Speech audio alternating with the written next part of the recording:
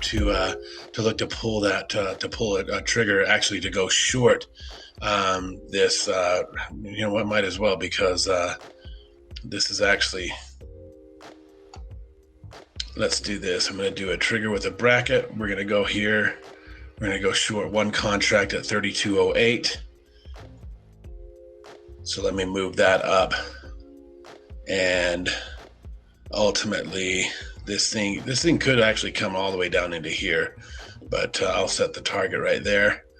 So let's go ahead and go. Yeah, let's just risk the 2 points, which is basically $10 here. Or risk the 2 points, which is basically $10. And really what I'm trying to do, you guys, is my probabilities will increase if this candlestick that's forming right now, and it'll close here within the minute. Should it close below basically where it's at right now. So it's one tick away from filling us. So right now it's at 32.0775. There we go. We just got filled on that. And so if this candlestick can actually, whoops, no, it didn't. It closed right at that price, which is just fine. From a probability standpoint, now we need to see this candlestick, actually this one that's forming right now, start to sell off just a little bit here. Okay, so by the way, I'm risking $10 to make so 6 times 5 is 30, so I'm risking $10 to make 30. Okay, and all I did was just this is $5 per point, and so 32.08 minus 32.02 is 6 points. $5 per point, 6 times 5 is $30. And then my stop loss is here at 32.10. So 10 minus 8 is $2, times 5 points is $10. So I'm risking $10 to make 30. Okay. If we did 2 contracts, double it. If we did 3 contracts, triple it. And just do that math. All right. What is a typical margin requirement for this? Basically, margin requirement means, what does your broker want to see cash wise in your accounts? Just put it about $1,500 to $3,000, and that's what a broker wants to see money wise. But are we using all that? Absolutely not. We're only risking, in this case, $10 to make $30. All right. So let's see.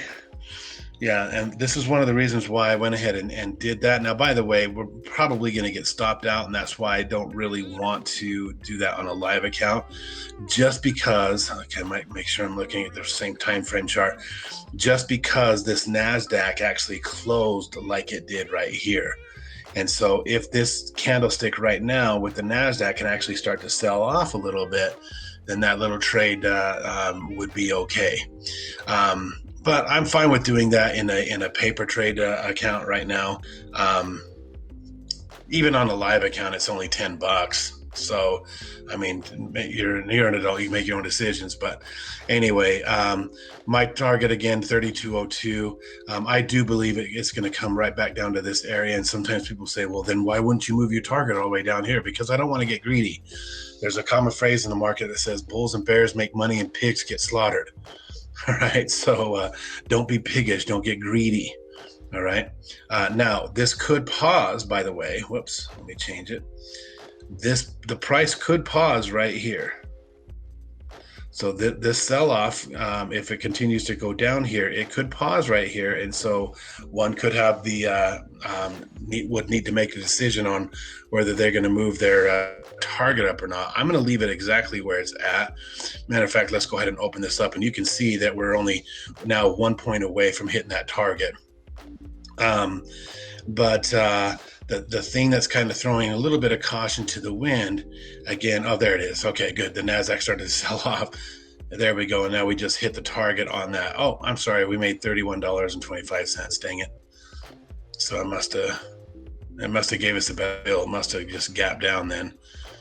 But anyway, there you go, you guys. Well, we want to keep our eye right here on 32.04.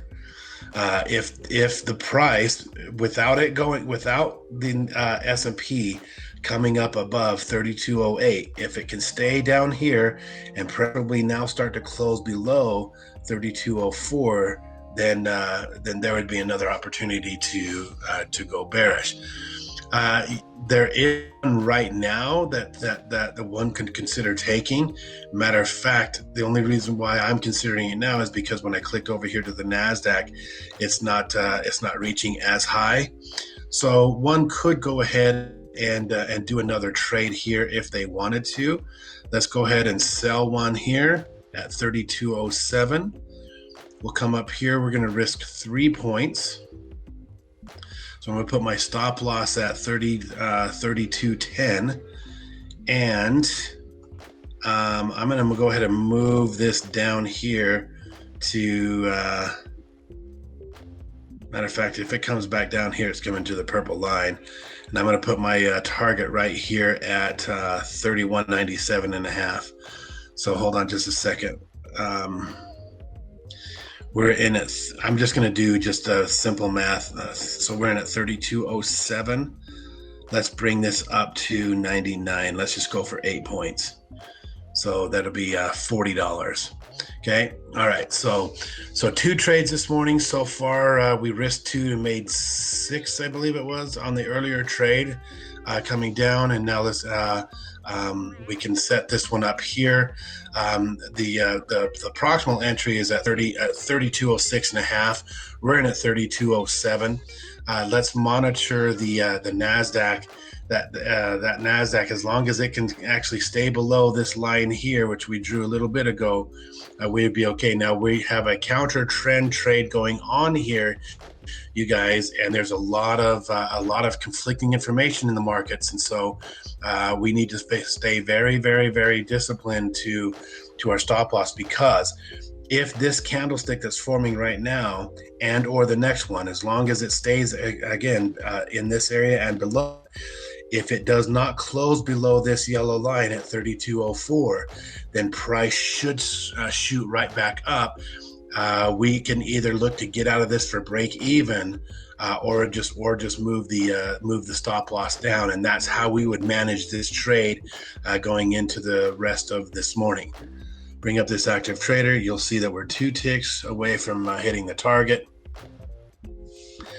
Be disciplined. Let it come and get to us, and it should, just because of the way that these candlesticks have acted. Now, again, we'd still like to see this one close below 3201, and if it can close below 3201, and which is in 2 minutes from now, then this bearish pressure should continue to go. Okay. Now, by the way, Gary, if we don't hit the target here in just a second, if we don't hit the target here, what I might consider doing is, hold on before I make that statement. And here's the reason why I'm hesitating. It's just because, there we go.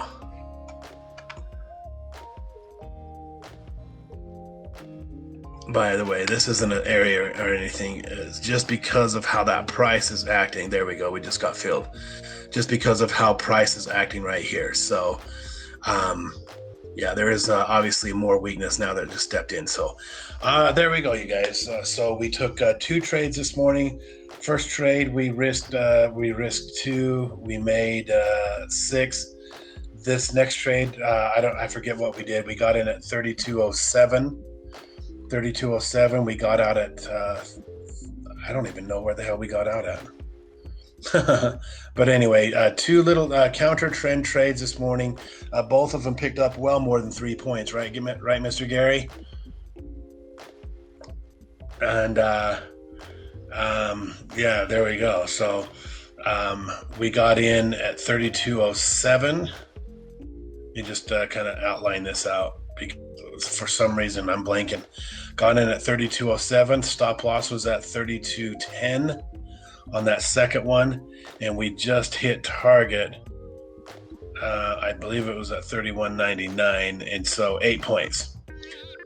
Yeah, because it was $40, so it was 8 points. So the second one we risked 3 to make 8. The first one we risked 2 to made 6. Cool. All right.